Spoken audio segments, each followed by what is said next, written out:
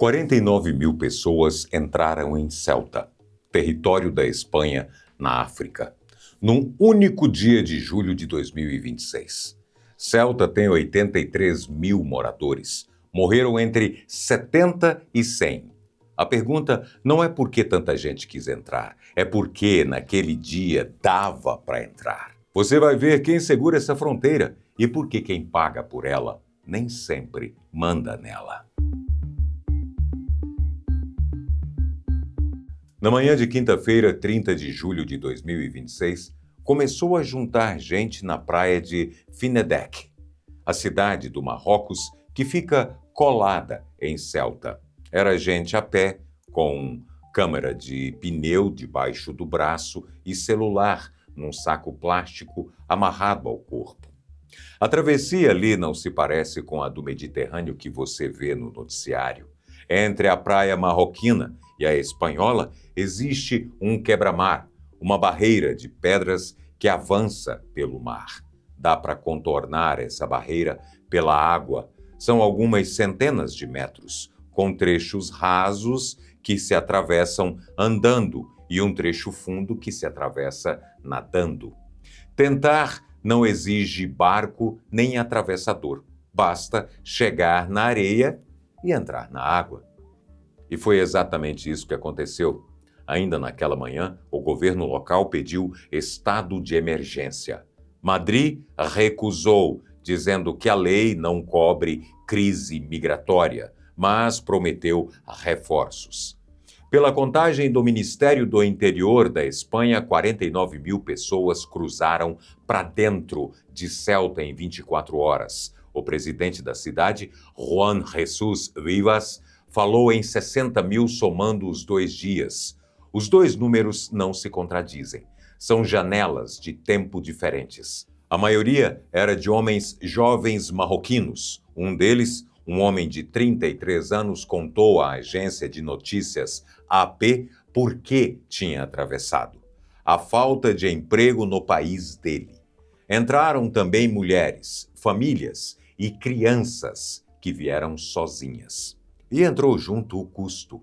Entre os que morreram, muitos se afogaram tentando contornar o quebra-mar. Outros morreram num tumulto junto à própria barreira. E as contagens não batem entre si. No domingo 2 de agosto, a delegação do governo espanhol em Ceuta falava em 72 mortos. A prefeitura da cidade em 88 e a Associação dos próprios guardas civis em cerca de 100. O Marrocos recolheu outros corpos na praia do lado de lá. As contagens divergem porque ainda estão subindo. O mar ainda está devolvendo corpos. Do lado marroquino, Omar Nagy, da Associação Marroquina de Direitos Humanos, acompanha essas tentativas e passa os dias ajudando famílias a identificar corpos. Foi ele quem contou à mesma AP que, já nas semanas anteriores, tentativas de travessia vinham sendo registradas em Melilla, a outra cidade espanhola. Era um caminho que já vinha matando. A Espanha reagiu como quem sofre um ataque. Mandou o exército para Ceuta. E o primeiro-ministro Pedro Sánchez foi em pessoa até a cidade. Só que, enquanto o governo falava, acontecia uma coisa estranha para uma invasão. O número caía. Uns 25 mil voltaram para o Marrocos ainda no mesmo dia, pelo mesmo caminho, na direção contrária. Dentro de Ceuta não havia onde dormir nem como seguir viagem, porque a cidade acaba no mar. Abdelwahad Fetachi, carpinteiro de 20 anos, contou à agência France Presse por que desistiu. A gente tinha um sonho e quebraram ele. Até sexta-feira, mais de 48 mil tinham voltado. E o governo espanhol diz que voluntariamente. Fechada a conta dos 2 dias, sobraram uns 12 mil dentro da cidade. Uma multidão que se desfaz sozinha em um dia não se comporta como um exército invasor. Se comporta como gente que atravessou uma fronteira que ninguém estava segurando. sobra a pergunta: quem era para estar segurando? E por que parou? Ceuta não é uma ilha nem uma colônia com regras próprias. É Espanha por inteiro. Lá se paga em euro, vale a lei espanhola e quem patrulha as ruas é a polícia espanhola. Só que ela fica na ponta norte da África, com o Mediterrâneo pela frente e o Marrocos em volta de toda a fronteira de terra. Junto com Melilla, outra cidade espanhola mais a leste, nesta mesma costa, ela é uma exceção no planeta. Na prática, são as duas únicas fronteiras terrestres entre a União Europeia e o continente africano. Todo o resto entre os dois continentes é mar.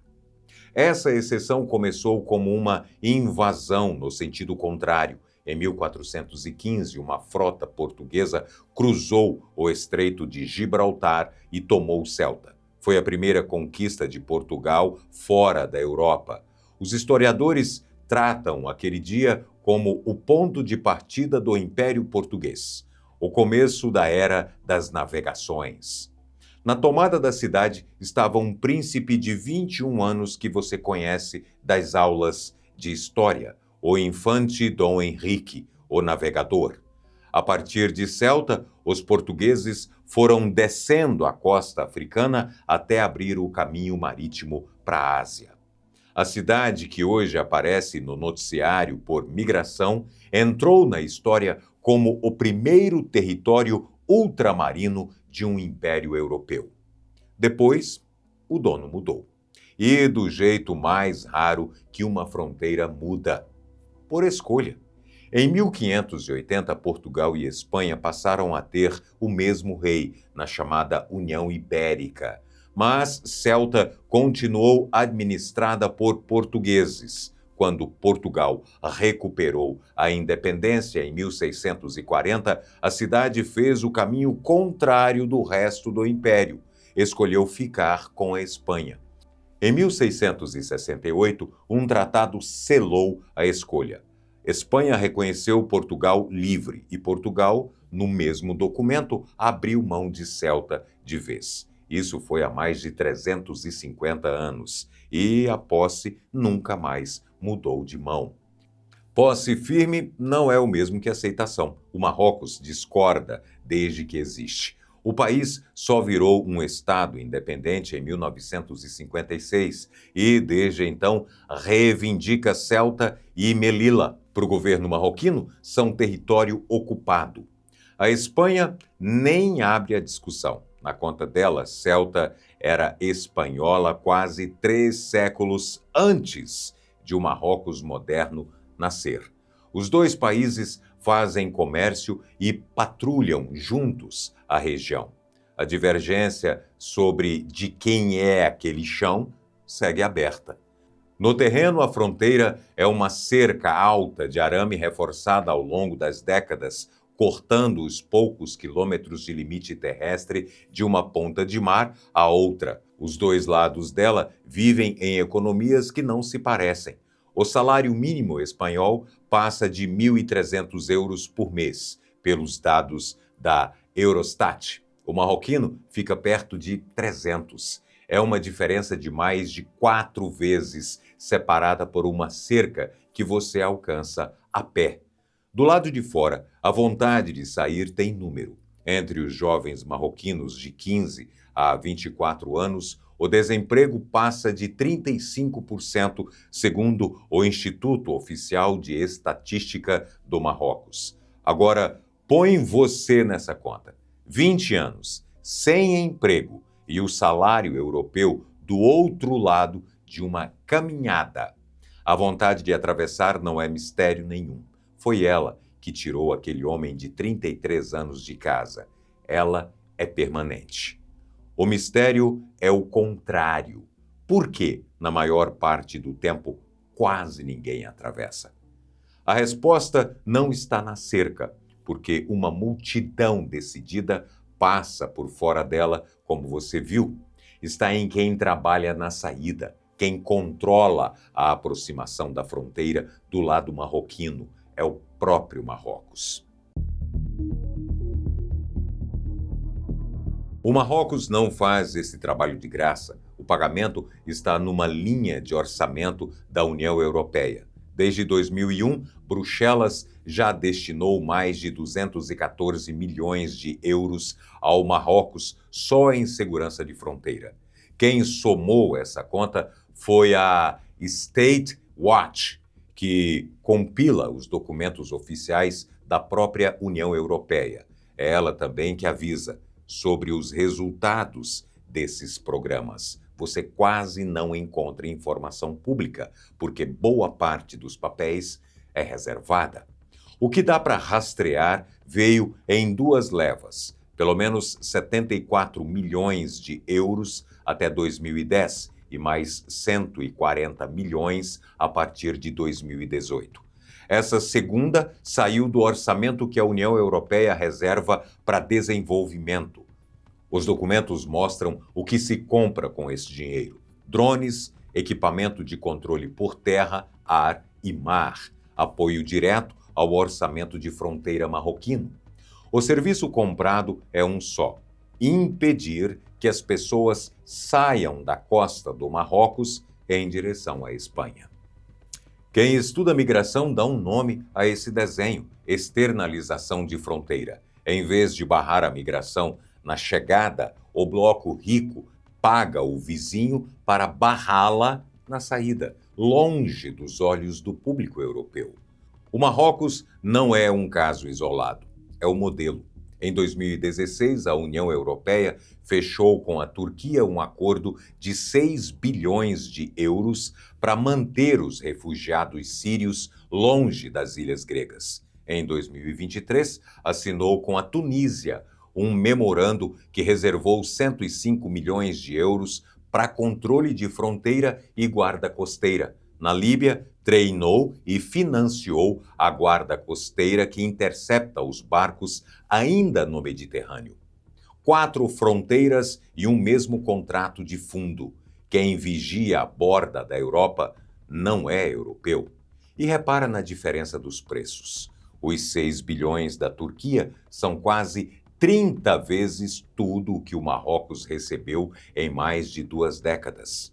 O valor de cada contrato acompanha o tamanho do problema que o vizinho segura e do estrago que ele pode causar se parar de segurar. Só que esse contrato carrega uma cláusula que ninguém escreveu. Quem é pago para segurar uma fronteira ganha, no mesmo ato, o poder de soltá-la. Isso não fica só na teoria.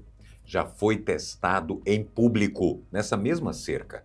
Em maio de 2021, a Espanha aceitou tratar num hospital espanhol Brahim Ghali, o líder da Frente Polisário, o movimento que luta pela independência do Saara Ocidental. O Saara Ocidental é uma antiga colônia espanhola que o Marrocos ocupou em 1975 e trata como parte do próprio território. É o assunto mais sensível da política marroquina. O protesto veio na prática. Dias depois da internação, o controle marroquino em volta de Ceuta afrouxou e mais de 8 mil pessoas entraram na cidade em 2 dias. Por volta de 1.500 eram crianças e adolescentes desacompanhados. Um pesquisador espanhol de política externa, José Ignacio Torreblanca, escreveu naquelas semanas que o Marrocos tinha usado a migração como arma para fazer avançar a reivindicação sobre o Saara. No mesmo texto, ele deixou um aviso: quando, em vez de abrir uma fronteira, se estoura o cano e se incentiva milhares de pessoas a marchar sobre Ceuta, gera-se uma crise que pode não ser fácil de reverter. Menos de um ano depois, em março de 2022, a Espanha abandonou uma posição de décadas e passou a apoiar publicamente o plano marroquino para a região. E a fronteira ficou calma de novo. Nenhum governo ligou uma coisa à outra em público. O que ficou registrado foi a sequência: Pressão na fronteira, concessão política, calma na fronteira. Por isso, quando Ceuta encheu de gente em julho de 2026, a suspeita imediata foi uma repetição de 2021. 5 anos depois do aviso, o cano tinha estourado de novo. Mas dessa vez havia um fato novo, que em 2021 não existia. Esse fato não veio do Marrocos, veio do tribunal mais alto da própria Espanha.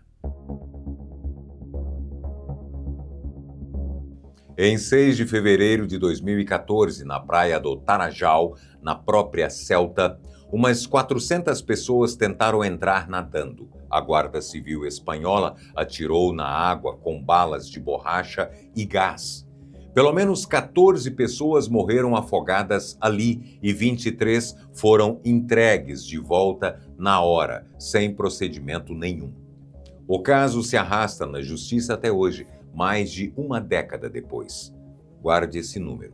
O Tarajal virou o processo que mudou a lei da fronteira e a travessia de julho de 2026 matou pelo menos 5 vezes mais na mesma cidade e no mesmo mar. Essa entrega imediata tem nome técnico: devolução a quente. Era a rotina de Ceuta e Melilla havia anos. Funciona assim: a pessoa toca o território espanhol, a polícia intercepta e entrega de volta ao Marrocos na mesma hora, sem registro de nome e sem chance de pedir asilo. Asilo é a proteção que a lei internacional garante a quem foge de perseguição ou de risco de vida. Foi a década de disputa judicial em torno do Tarajal que empurrou essa prática até a Corte Máxima. Um mês antes da travessia em massa, no dia 29 de junho de 2026, o Tribunal Supremo da Espanha finalmente decidiu. A decisão dividiu a fronteira em duas. Quem escala a cerca por terra segue podendo ser devolvido na hora, porque a cerca é uma barreira física e o tribunal manteve a regra para quem a ultrapassa. Quem é interceptado na água, não. O mar não é uma barreira que se escala e câmera, radar e sensor contam como vigilância, não como contenção. Quem chega pela água ganhou o direito a um processo, ser identificado e poder pedir asilo. Na prática, pular a cerca devolve na hora, chegar nadando, não. O que essa regra virou fora do tribunal está, em parte, em disputa. Para o governo espanhol, redes de tráfico de pessoas espalharam a decisão nas redes sociais como uma promessa simples, a de que quem chegar pela água não volta, e organizaram o empurrão para a praia. Essa é a versão oficial de Madrid. E versão não é prova. Quem atravessou descreve outra coisa, não uma convocação, e sim um boato solto. Correu nas redes sociais que Ceuta tinha aberto junto com vídeos de gente comemorando a chegada do outro lado. As duas versões não são o mesmo fato visto de ângulos diferentes. Uma fala em organização deliberada, a outra em difusão espontânea, e elas apontam responsáveis opostos. Quem começou aquilo e por que naquela manhã, ninguém explicou até agora. O que dá para medir é que a pressão já vinha crescendo antes. No primeiro semestre de 2026, as entradas por terra em Ceuta, justamente o caminho em que a regra não mudou, aumentaram mais de 160% sobre o mesmo período do ano anterior, enquanto no resto da Espanha a migração irregular caía. E o Marrocos? Nega ter aberto qualquer coisa. A embaixadora marroquina em Madrid disse que o reino não queria aquela situação. Do lado espanhol, a desconfiança tem uma data no centro. 10 dias antes da travessia, em 20 de julho de 2026, Pedro Sánchez tinha feito uma visita oficial à Argélia, a grande rival regional do Marrocos, para encerrar uma crise diplomática de 4 anos e ampliar a compra de gás. A imprensa espanhola apontou a sequência imediatamente. Prova de que o Marrocos afrouxou a fronteira de propósito, ninguém apresentou. Mas o precedente de 2021 garante que a suspeita, mesmo sem prova, tenha efeito. A Espanha sabe que o vizinho já soltou essa fronteira uma vez. Enquanto os governos discutem a culpa, dentro de Ceuta ficou a parte do problema sem devolução rápida. A fronteira fechou de novo e a maioria voltou. Mas quem chegou pela água e permaneceu tem agora exatamente o direito que o Supremo garantiu: registro e pedido de asilo. O centro de acolhida da cidade, dimensionado para algumas centenas de pessoas, transbordou. No auge daqueles dias, Rachid Sbirri, que dirige uma associação local dos agentes da Guarda Civil, descreveu à AP a cidade com milhares dormindo em parques e calçadas. Crise humanitária grave, e resumiu: as pessoas continuam entrando. É caótico. Os casos mais difíceis são os das crianças e adolescentes que vieram sozinhos. Em 2021, a Espanha devolveu uns 700 menores de uma vez só, em bloco. Em janeiro de 2024, a própria Justiça espanhola declarou aquela devolução ilegal. Menor desacompanhado tem direito a procedimento individual, um por um. O resultado direto em 2026 é que essas crianças não podem ser simplesmente mandadas de volta. Boa parte delas vai sair do noticiário antes mesmo de sair desse limbo. Os adultos que ficaram entram um a um na fila do processo. Nos dias seguintes ao pico, Madrid já preparava devoluções dentro da regra nova, caso a caso, enquanto negociava com Rabat. E o tamanho disso tudo? A Euronews levantou a pergunta ainda em 31 de julho. Se os números se confirmarem, pode ter sido a maior entrada irregular de uma vez só já registrada na União Europeia. Mas o recorde não é o que fica. O que fica é o que aquelas 24 horas mostraram sobre o desenho inteiro. A fronteira da Europa na África funciona na base de um acordo com o vizinho, e cada vizinho tem a própria conta a cobrar. O Marrocos quer o Saara Ocidental reconhecido. A Turquia já ameaçou mais de uma vez deixar os refugiados seguirem para a Europa quando quis pressionar o bloco. Tunísia e Líbia sabem quanto a interceptação de barcos vale em euros. Pagar para afastar o problema não faz o problema desaparecer. Faz a Europa depender de quem recebe. O ECFR, o Instituto Europeu do Pesquisador Torreblanca, tem um nome para esse padrão: guerra de conectividade. É quando um país transforma em arma as ligações que a globalização criou, o comércio, a energia e aqui a migração. É por isso que Ceuta é maior do que Celta. Naquele dia 30, nenhuma cerca caiu. Você viu? As pessoas passaram por fora dela, pela água. Uns 12 mil chegaram do outro lado. Entre 70 e 100 não chegaram, em algumas centenas de metros de água. O que falhou foi o arranjo que sempre segurou essa fronteira, feito de pagamento e de política. Em 2014, os afogados do Tarajal deram início ao processo que acabou mudando a regra da fronteira. A travessia de 2026 deixou a Europa diante de uma escolha que ela vem adiando desde o acordo com a Turquia: redesenhar essa fronteira ou seguir pagando cada vez mais caro pelo desenho que existe. Antes de fechar o vídeo, me responde uma coisa: uma fronteira paga é de quem paga ou de quem segura? Escreve a sua resposta nos comentários que a gente lê.